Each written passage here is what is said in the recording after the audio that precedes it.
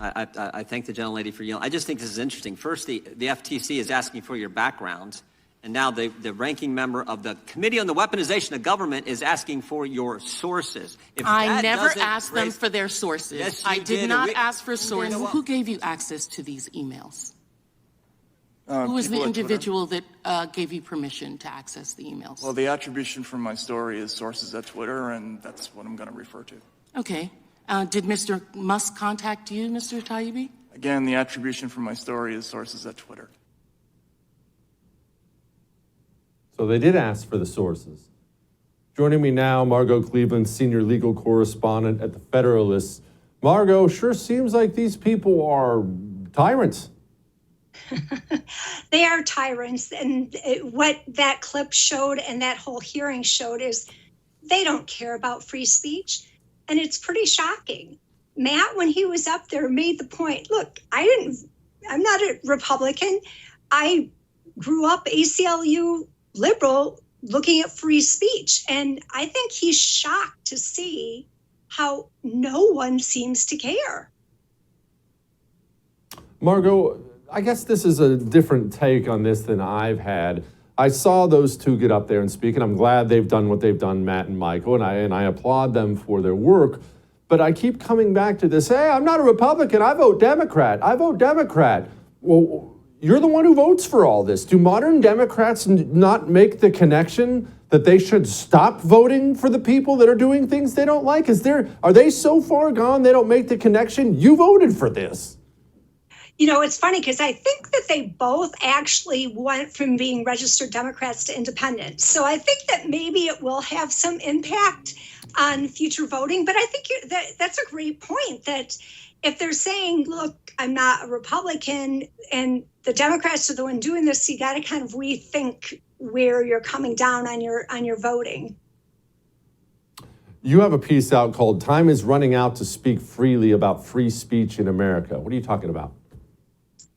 So one of the things that I've been doing, as well as both Matt and Michael, is looking at what the government has been doing. And they have been funding for the last several years some extremely scary research.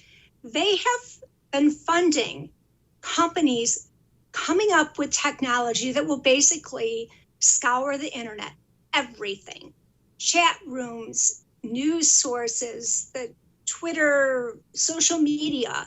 And if they find kind of a story starting to develop that is harmful to the United States interests, they are going to go and silence it. And we saw that with the Twitter files showing that we're not just talking about terrorism.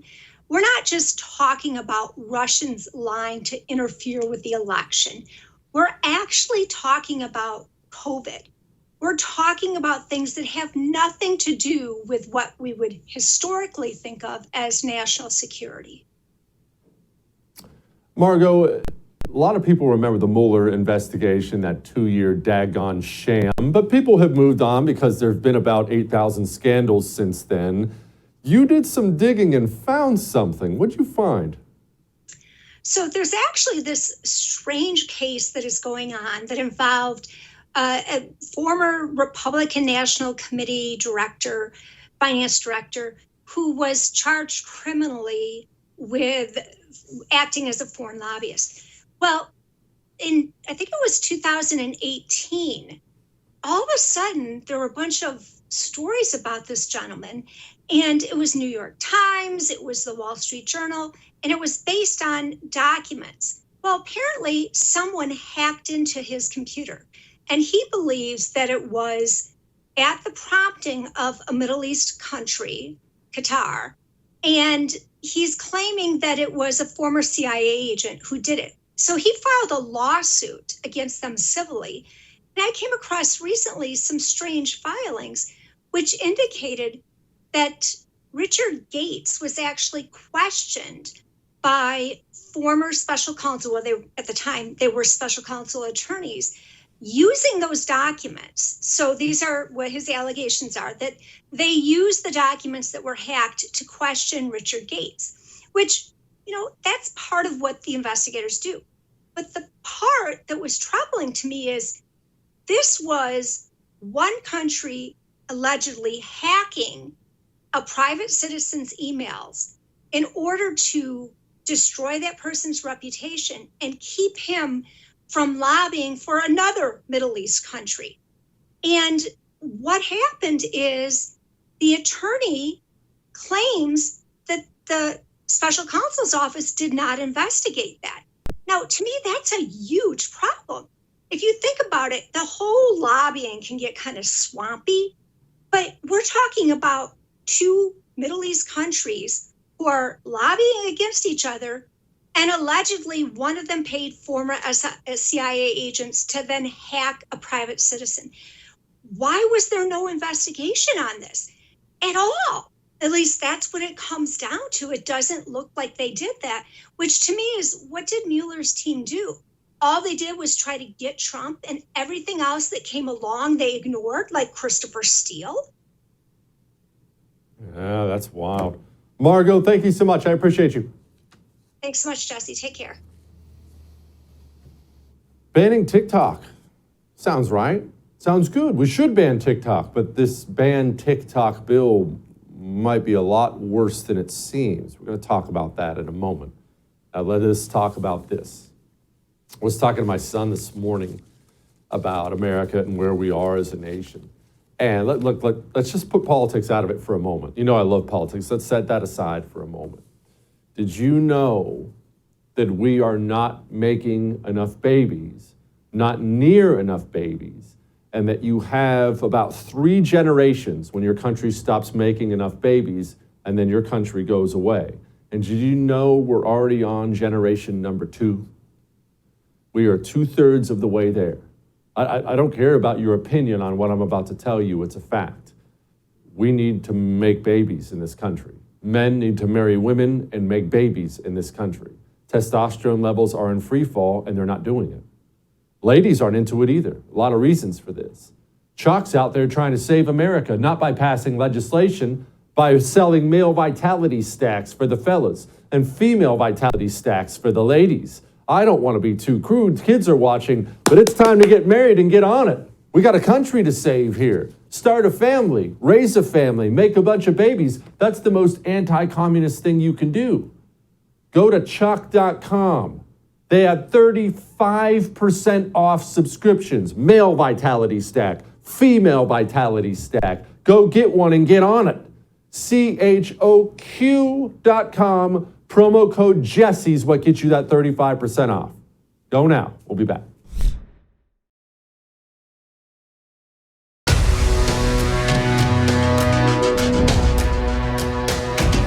Banning TikTok. Sounds good, right? I hate TikTok. I won't have it. It's not allowed in my home. Wife doesn't have it. Kids don't have it. It is Chinese spyware. So banning it for a nation is a good idea. And when I saw they were going to ban TikTok here, or talking about banning TikTok here, I thought to myself, okay, well, that might be good. And then something started happening out there. I started to see a lot of bipartisan support for it. Now, let me ask you something. I don't know how old you happen to be. I'm 41 years old. I remember many pieces of bipartisan legislation passing in my 41 years on this planet. I've never seen one of them that was actually good for the country. So I started getting nervous. Then I started paying attention to the things Greg Price was saying out there, and now I'm officially mega nervous. Joining me now, my buddy Greg Price, Communications Director for the State Freedom Caucus Network. Hey, Greg, why don't you want to ban TikTok? What are you, some kind of communist? Thanks for having me, Jesse. No, the thing about it is you have to look at these things through the sense of the ulterior motives people may have for wanting to ban this app. And, you know, obviously it's bad that one of the most popular apps in America is, you know, its parent company is in bed with the Chinese Communist Party. But here's the thing. Almost every social media app that we use is in bed with a hostile foreign power. All social media has negative corrosive effects on America's children in the way that people have said that TikTok's does. And yet Congress is singling out TikTok, and they're not doing it because they give a damn about Chinese surveillance. They're doing it because they have ulterior motives. And if you look at the bill that is on the table in the United States Senate and has 21 co-sponsors, bipartisan, It is fully insane. They want to create what is essentially a new Patriot Act for the internet. What it does is it gives the Commerce Department the power to appoint a secretary that basically has a broad mandate to go after anybody doing something on the internet that they deem is a national security threat. And so the bill goes through all of these things that they have the power to do. Literally, if they think that you are a threat, they can get everything that you own that has access to the internet, from your computer to your cell phone, all the way down to like your video game console and the Ring camera on your door. It is absolutely insane. And on top of that, they specify in the bill that the things that this new Secretary of Communication can do is not subjected to FOIA lawsuits. So they can say that you're a national security threat. They can put you in jail and seize your property, and you're not allowed to even know why. The bill is insane. And like I said, it has 21 co-sponsors, including, and it basically runs the table of the worst of the DC Uniparty, everybody from Tom Tillis to Mark Warner, who's the person who wrote it. And the thing I said earlier about ulterior motives, these people want to use the people's fears about Chinese surveillance with TikTok in order to increase their power over our lives. If it was truly just about banning TikTok, the bill would have one sentence, that TikTok is now banned. And on the flip side, you have to look at this from the sense also of how Meta has spent millions and millions of dollars over the last year lobbying Congress to ban TikTok. And it's not because Mark Zuckerberg cares about Chinese surveillance. It's because TikTok's their biggest competitor. And all of these members of Congress also own millions of dollars worth of stock in Meta and set to get rich if it's banned. And again, it's not to say that TikTok shouldn't be banned. It's just to say that these people do not have our best interests at heart at the end of the day. The devil is always in the details. You can always count on Tom Tillis screwing the pooch somehow. That's what this guy seems to do for a living. Okay, I'm scared to even ask, Greg, is it going to go through? Again, it has 21 co-sponsors, some of the most powerful people in the Senate. I really hope it doesn't go through, but it will probably pass with bipartisan support, and both parties will hail it as a champion of bipartisanship. And it will go to show that at the end of the day, the worst things that happen in D.C. are bipartisan. Bipartisan is never a good thing. It's usually bills that increase the government's power over our lives. And, and obviously we hope that Kevin McCarthy has it dead on arrival in the House. And it shouldn't be confused with other efforts in the House to ban TikTok, because this is just one bill in the Senate. There are other efforts on the table, but yeah, let's hope Kevin McCarthy doesn't bring it up in the House at all. Let's hope. All right. Well, the D.C. low-T GOP is doing what it has always done, disappointing us. Let's deal with state houses, because this is really our true fight. The federal government is pretty much lost, but we have so much we can save at the state level. Low-T GOP at the state level, Greg. You are out there digging into this problem. How big of a problem is it? Because I see red states being pathetic all the time. It's a major problem, and it's one that doesn't get nearly enough attention because national politics gets all the attention. Take a look at the school boards issue, Jesse, and how people have been paying attention more to school boards over the last 3 years. Why didn't people do it before? It's because there was no coverage of it. People simply were not paying attention to what was happening in their own backyards. The same thing is happening in state legislatures, and especially with red state GOPs. Some of the most ruby red states have some of the worst representation. I'll give you just a few examples. In the last legislative session in Wyoming, which is the state that Donald Trump won by a larger percentage than any other, their Speaker of the House blocked bills for universal school choice, a Florida-style parental rights and education bill, and a bill to ban child mutilation for minors. He blocked all three of those bills in the most Republican state in America that were supported by majorities of his caucus. I'll give you another example. South Carolina just did their whole debate over their budget. The Freedom Caucus in South Carolina tried to put in an amendment that would defunded the DEI programs at every university in South Carolina. And the supermajority Republican legislature voted against it. You can go state by state by state, and it's a major, major problem. And that's why the State Freedom Caucus Network began 3 years ago. What we're doing is we're taking the House Freedom Caucus and building it in states all over America, because the same problems that we complain about all the time with the national GOP, there are problems on a much larger scale in the states, and it doesn't get nearly the attention that it should. Greg, I want to focus, now all that's really horrible, but I want to focus on this piece of trash in Wyoming for a moment. When is he up for re-election, and what do you need me to do to make sure that guy's political career is over?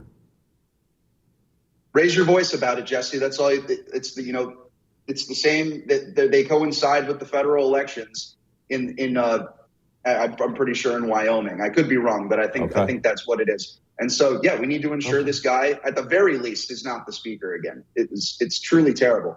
And the other point I want to make is, like, the stuff that comes out of your state legislatures affects your life in a much greater way than things that come out of DC on any given day. The Inflation Reduction Act, quote unquote, was a terrible law that's going to do terrible things. But you're not going to feel the effects of that as much as, your state legislature that allows child mutilation to keep being legal. This stuff is very important, and it gets not nearly the amount of attention it should. And we need to start paying attention to it. And that's why I joined the State Freedom Caucus Network, to get involved in all these local issues. Tell me about central bank digital currencies. Yeah, that's another huge one. And again, it's Republican states pushing for this. If for people in the audience who don't know what CBDCs are, it's essentially a push to have all money centralized in the federal government. So instead of having a private bank account, you would essentially have a bank account with the Federal Reserve. And if that sounds dystopian to you, that's because it is. And if you think your Republican state legislature will protect you from it, you are sorely mistaken. A CBDC bill over the objections of our Freedom Caucus just passed in South Dakota. And luckily, our Freedom Caucus successfully pressured Governor Nome to veto it, and they just voted to sustain her veto the other day. But similar bills are being proposed in red states all over America. There was one that they tried to pass in Arizona that our Freedom Caucus killed in committee. There's one that's going through in Montana right now that has already passed the Senate and is now going through the House. And these are going to be coming everywhere. Louisiana, literally everywhere. So your Republican state representative may be voting to end financial freedom for you. Pay attention to the politicians who do, and pay attention to the ones who actually are fighting back against it, which most of the time is the Freedom Caucus and all these legislatures. Greg, come back soon. Keep doing it, brother. Thanks for having me, Jesse. Always great to be on. Appreciate it. Well, it's nothing to panic about. It's just the people who wanted to lock you inside your home, fire you for not taking a vaccine, the people who want to confiscate your firearms. They're going to decide what you're allowed to buy. It's going to be fun, isn't it? Trying to go into the grocery store it's hamburger helper night. That's always an exciting night in the Kelly household. You go back and buy your burger, you walk up to the counter and beep. Some reason there's a malfunction here. Why isn't it letting me scan the burger? Well, it's not letting you scan the burger because, sorry, meat eater, you've exceeded your meat purchases for the week. This isn't some dystopian future. This is something they've written down as their goal for it. They want to control everything, including what you buy. Now, let me ask you for the 1,000th time, do you have silver and gold, physical silver and gold, in your possession? If the answer to that question is no, if you do not have precious metals in your physical possession, there will be a day either you or your children will no longer be able to purchase goods and services you want because the communists will control everything. Are you ready for that day?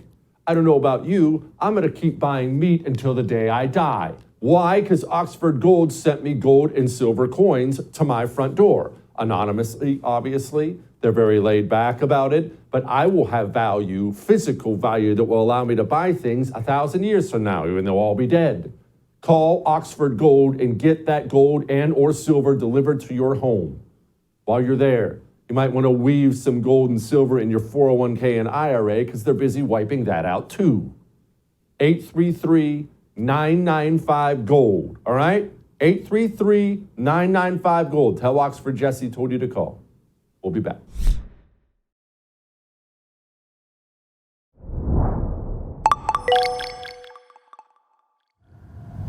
You want some good news? Or maybe it's terrible news, but look, it's news you need.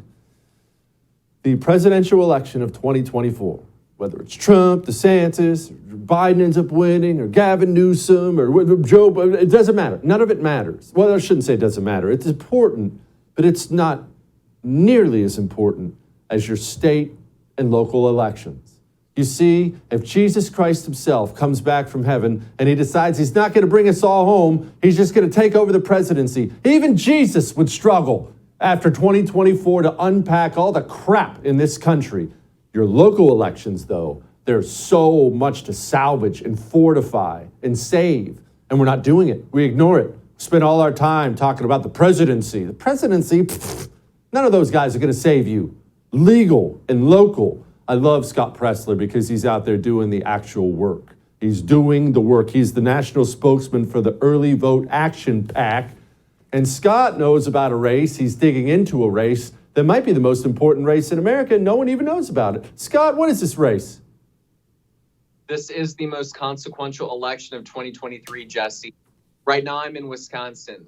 The current makeup of the Wisconsin Supreme Court is 4 conservatives to 3 liberals. However, one of those conservatives is retiring, meaning that if we are not successful at electing Justice Daniel Kelly on April 4th in the general spring election, then that court will flip from conservative to liberal. Now, why is this important?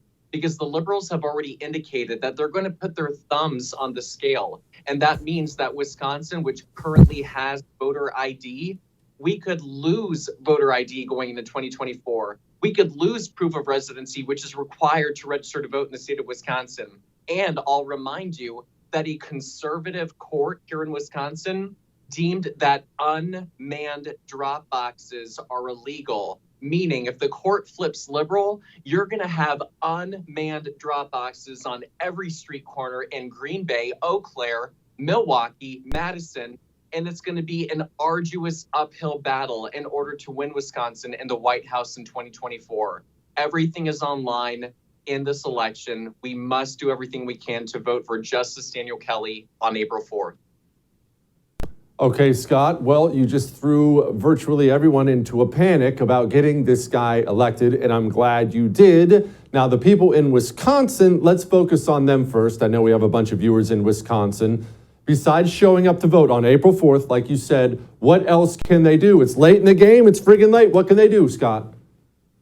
Well, they can go and download the application Early Vote Action on your app store, either by Android or iPhone. And you can make phone calls from the comfort of your home to Wisconsinites in Door County, Eau Claire, St.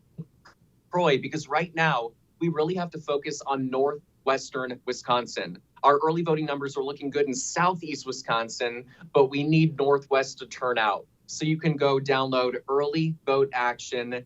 It's user-friendly. All you have to do is put in your number, and you are going to be able to make phone calls to drive people to the polls on behalf of Justice Daniel Kelly in the April 4th Wisconsin Supreme Court election. And also, one last thing, because I would be remiss not to mention how much snow we get here in Wisconsin. Make a plan to vote early. Lock in your vote early by going to myvote.wi.gov. You can vote all this week in preparation for the April 4th election. Okay, so if you're in Wisconsin, vote early. Now, I want to focus on this Early Vote Action app here, Scott. I always want people to always stay legal at all times. If I'm not in Wisconsin, and I'm in Texas, am I allowed to download this app and make calls? I don't want to do anything inappropriate. Is everyone watching allowed to do this?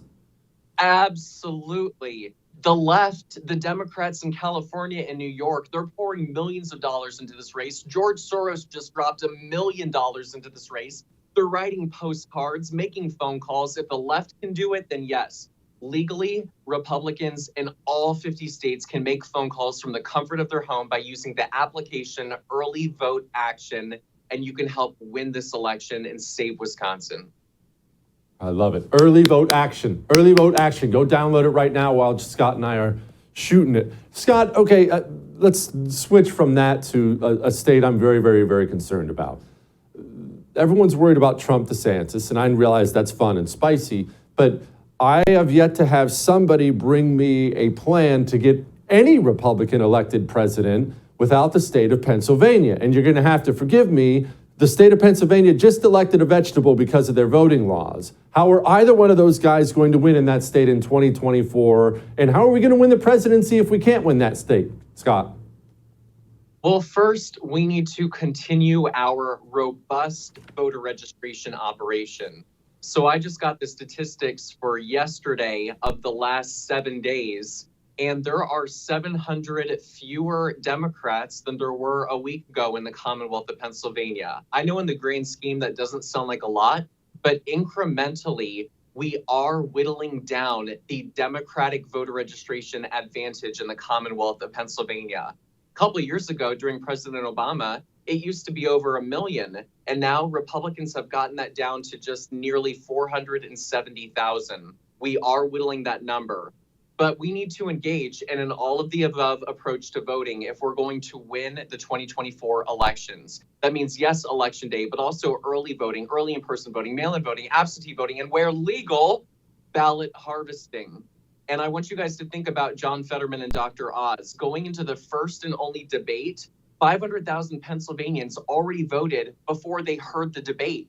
And 4 out of 5 of those voters were registered Democrats, meaning that Democrats were sliding into Election Day with fewer people to reach out to, with more time to reach out to them, with more money to reach out to them. Meanwhile, Republicans, we were all waiting to vote on one day, so we had everybody to reach out to with less time and fewer resources.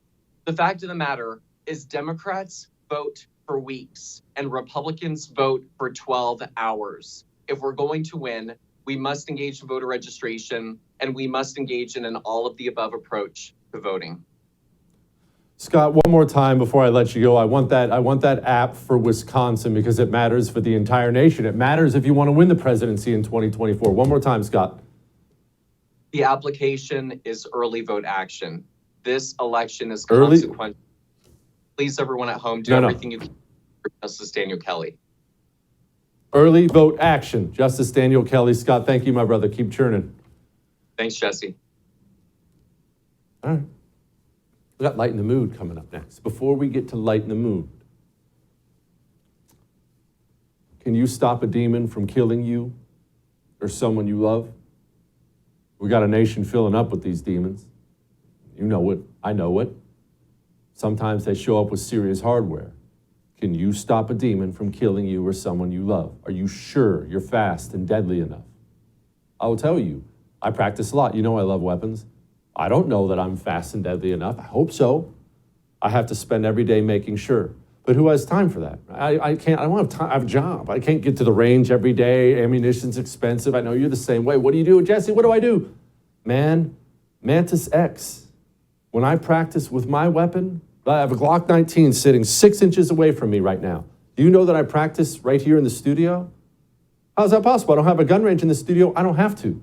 Mantis X allows me to dry fire practice in my home, in my studio. It attaches right to your weapon. They're giving you feedback while you shoot, putting you through drills. Fast, deadly, fast, deadly. That's what you must be. That's what I must be. Doesn't matter if you want to be. That's the nation we have now. Go to mantisx.com and get you one. All right? mantisx.com. Whole family can do it. mantisx.com. We'll be back.